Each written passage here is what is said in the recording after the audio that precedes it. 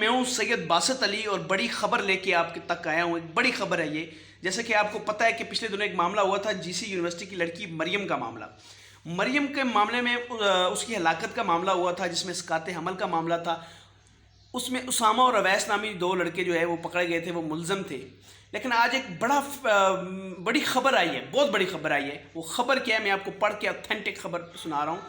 مریم کا D N اے مرکزی ملزم اسامہ اور اویس سے میچ نہ ہو سکا. یہ ذرائع کی خبر ہے. ملزمان کا مقتولہ مریم کے ساتھ ڈی این اے نل آیا ہے جی. اور اس کے علاوہ جی وزیر اعلیٰ پنجاب کو جو رپورٹ ہے وہ ارسال کر دی گئی ہے. اس کے علاوہ یہ بتایا گیا ہے کہ جو اسامہ اور اویس نامی ملزم کی فون کالز ڈیٹا سے پولیس کو اصل شواہد نہ مل سکے.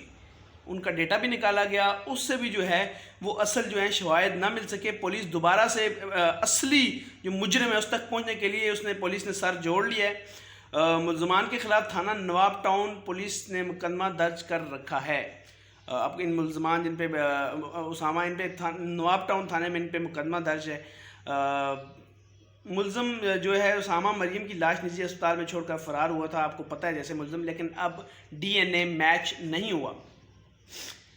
اسامہ اور اویس نے تو ہیلپ کی تھی کیونکہ وہ تڑپ رہی تھی. وہ جو ہے اس میں مسئلہ تھا, جو بھی اس کیا نام ہے مریم کا آخری وقت پہ نا اس کی ہیلپ کی تھی اسامہ نے. تو یہ رپورٹ بتا رہی ہے کیونکہ فون کالز بھی ٹریس کی, اس میں بھی ان کا کوئی ریکارڈ نہیں آیا.